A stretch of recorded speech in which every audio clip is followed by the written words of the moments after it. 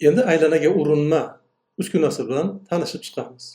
Buning uchun biz mana aylanaga urinma o'tkazish mana bu uskunadan foydalanamiz.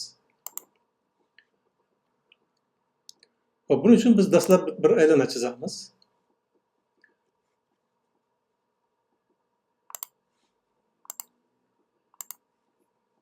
Endi quyidagi savollarni ko'rib chiqamiz. Birinchi savol. Berilgan nuqtadan aylanaga urinma o'tkazing. Endi bitta nuqta olaylik. Aylanadan tashqarida olaylik. Bu nuqtadan aylanaga urinma o'tkazmoqchimiz. Mana bu uskunani aktivlashtiramiz. Endi nuqtani, so'ng aylanani tanlaymiz. Natijada berilgan nuqtadan aylanaga ikkita urinma o'tkazildi. Zarur bo'lgan hollarda bitta urinmani ko'rinmaydigan qilib qo'yishimiz mumkin. Mana masalan G urinmani yoki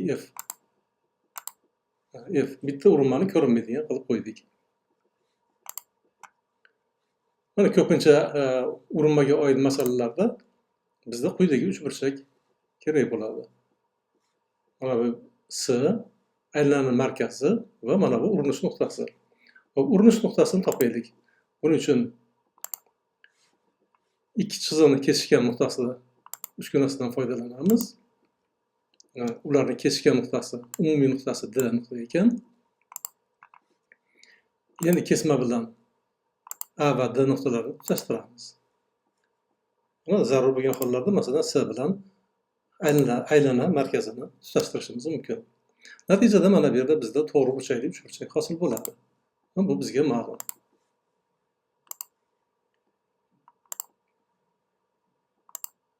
Mana 90 gradus ekanligini ko'rsatyapti. Ko'pgina masalalarda, demak, urinmaga doir masalalarda mana shu uchburchak ishlatiladi.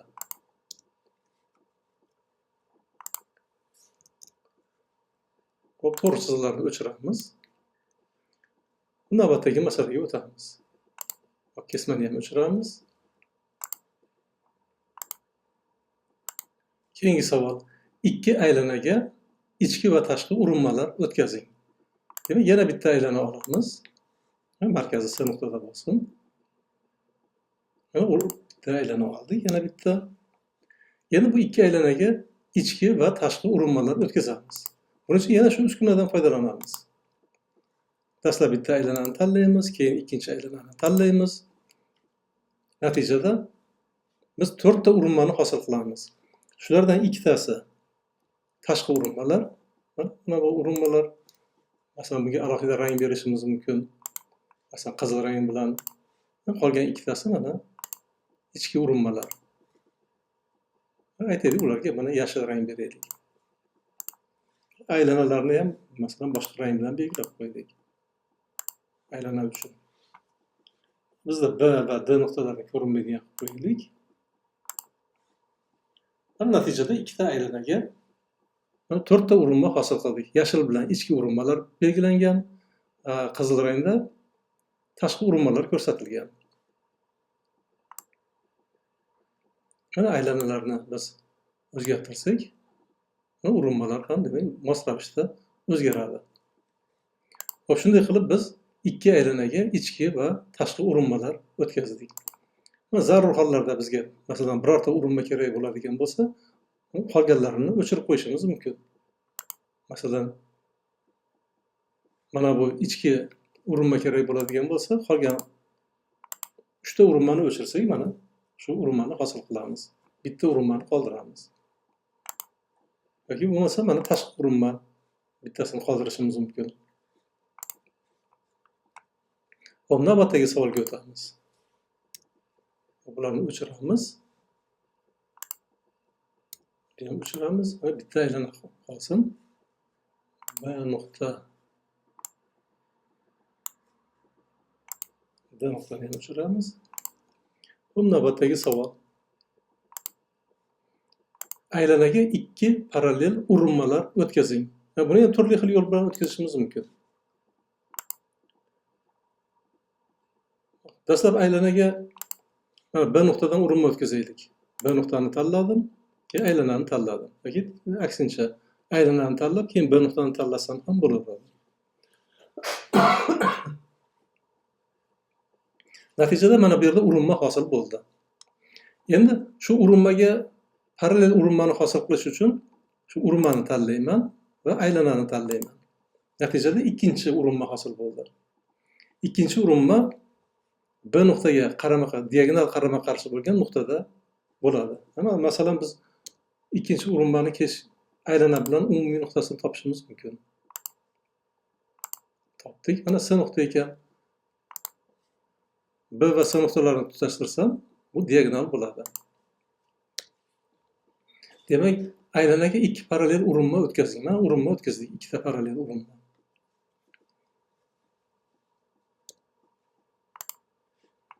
Umuman bu ishni biz quyidagicha bajarishimiz ham mumkin. Urinmalarni o'chiraman. Birorta to'g'ri chiziq olamiz. Shu to'g'ri chiziqqa parallel urinmalarni hosil qilamiz. To'g'ri chiziqni tanlayman, aylanani tanlayman. Natijada bu to'g'ri chiziqqa parallel bo'lgan mana ikkita urinmani hosil qilamiz.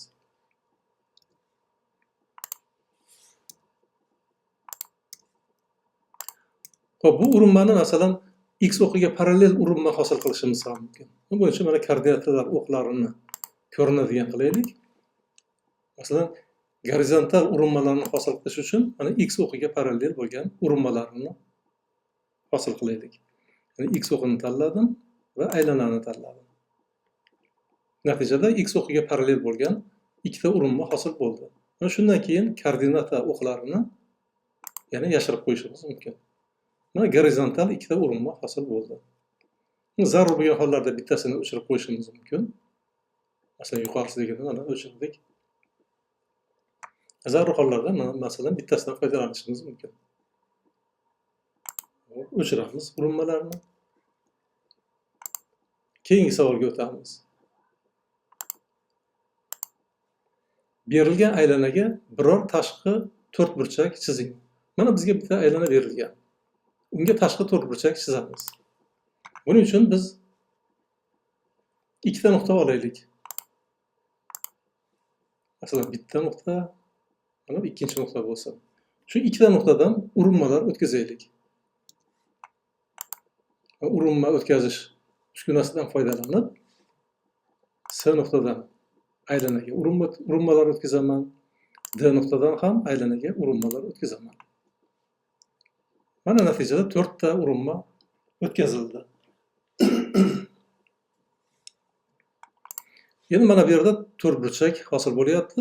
Bu to'rtburchak aylanaga tashqi chizilgan. Bu to'rtburchakning uchlarini topish uchun mana bu ikkita urinmaning kesishgan nuqtasini topaman. Mana bu ikkita urinmaning ham kesishgan nuqtasini topaman. Endi to'g'ri chiziqlarni hammasini ko'rinmaydigan qilib qo'yamiz. Endi to'rtburchakning uchlarini tutashtirib chiqamiz. Y, D, F, S, yana Y ga boramiz. Kesmalarning nomlarini yashirib qo'yamiz. Belgilarini. Mana natijada aylanaga tashqi chizilgan to'rtburchak hosil bo'ldi. Mana masalan buni o'zgartirishimiz mumkin shaklini. Mana bunday qilib masalan buni ham o'zimizga kerakli joyga olib kelishimiz mumkin. Mana aylanani radiusini o'zgartirsak, mana to'rtburchakning shakli ham o'zgarib boryapti.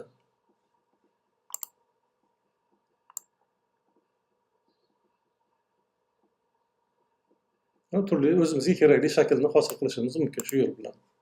Shunday qilib berilgan aylanaga biror tashqi to'rtburchak chizdik.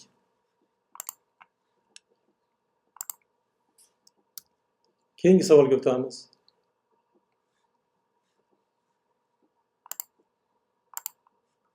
Aylanaga tashqi rom chizing. Aylana tashqarisida birorta C nuqtani olamiz. Shu C nuqtadan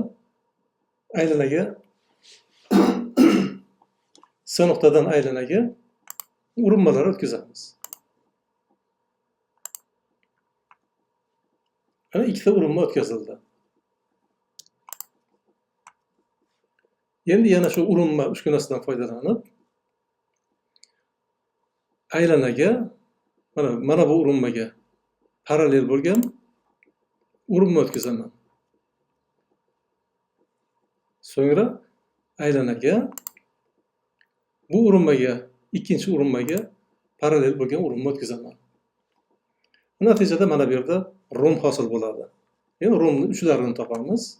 Buning uchun ikki to'g'ri chiziq, ikkita chiziq kesishgan nuqtalari uskunasidan foydalanaman. Bu ikkita to'g'ri chiziq ham kesishgan nuqtalarini topaman. Bularni ham kesishgan nuqtalarini topaman. Endi to'g'ri chiziqlarni yashirib qo'yamiz. Ko'rinmaydigan qilib. So'ngra mana bu nuqtalarni tutashtirib chizsak,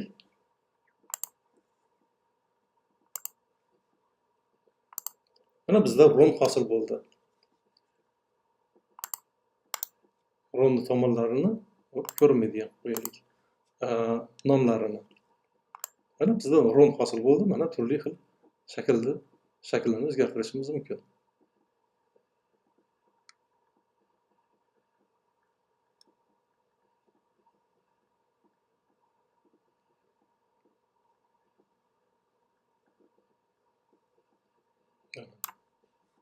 O'zimizga kerakli shaklda chizib olishimiz mumkin.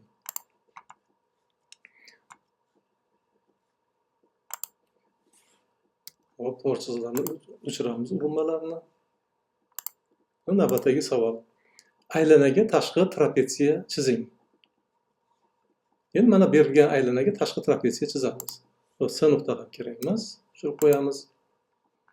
Bu trapetsiyani asoslari x o'qiga parallel bo'lsin, ya'ni boshqacha qilib aytganda gorizontal bo'lsin. Buning uchun dastlab urinma o'tkazish uskunasidan foydalanib, x o'qiga parallel urinmalarni o'tkazamiz. Koordinata o'qlarini yashirib qo'yamiz. Endi trapetsiya hosil qilish uchun masalan mana bu urinmadan ikkita nuqta olaylik. Bu nuqtalardan aylanaga urinmalar o'tkazamiz. Birinchisidan o'tkazdik, ikkinchisidan ham o'tkazdik. Mana bu yerda trapetsiya hosil bo'ldi. Chunki ikkita asosi parallel. Trapetsiyaning uchlarini topamiz. Buning uchun chiziqlar kesishgan nuqtasidan, uskunasidan foydalanib, trapetsiyaning uchlarini topamiz. To'g'ri chiziqlarni kesishgan nuqtalarini topamiz. To'g'ri chiziqlarni yashiramiz. Endi uni uchlarini tutashtirib chiqamiz.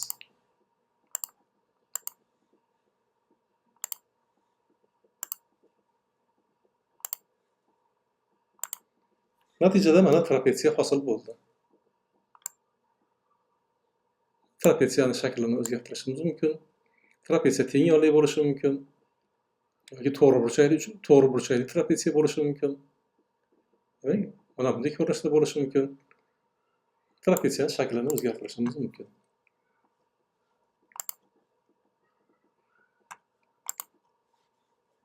Xo'p, aytaylik biz to'g'ri burchakli trapetsiya chizmoqchimiz.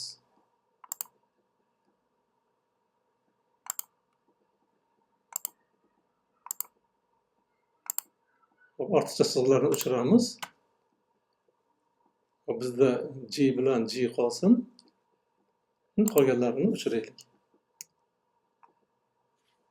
Hammasi o'chib ketdi. F. Bunisi qolsin. H'ni o'chiramiz. K'ni ham o'chiramiz. Mana bu ikkitasi qolsin. Xo'p, S nuqta ham kerak emas bizga. D nuqtani ham o'chiramiz.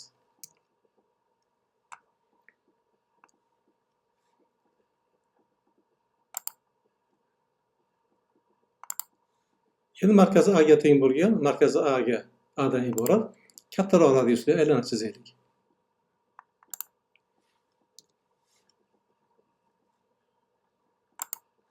Endi aylana va mana bu to'g'ri chiziq kesishgan nuqtalarini topamiz. Mana ikkita nuqta kelib chiqdi. D va Y nuqtalar kelib chiqdi. Aylanani yashirib qo'ydik. Endi D va Y nuqtalardan urinmalar o'tkazamiz. Y nuqtadan o'tkazamiz endi urinmani. Mana bu yerda teng yo'li trapetsiya hosil bo'ldi.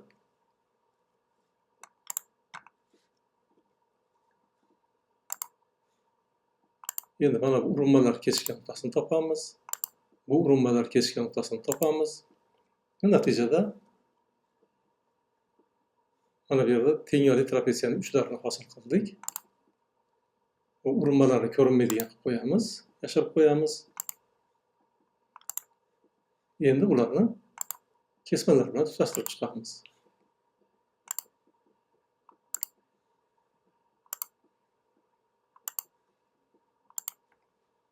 Ortiqcha nuqtalarni ko'rinmaydigan qilaylik. Masalan, S nuqta ko'rinmaydigan qilamiz, B nuqta ham bizga kerak emas.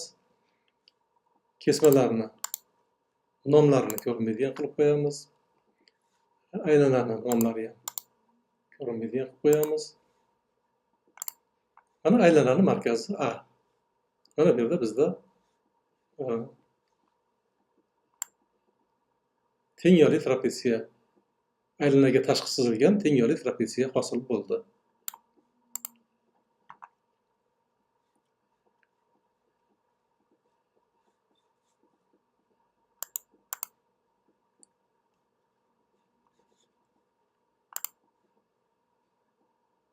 Xo'p, shunday qilib sizlar bilan biz aylanaga urinma uskunasi bilan tanishib chiqdik. E'tiboringiz uchun rahmat.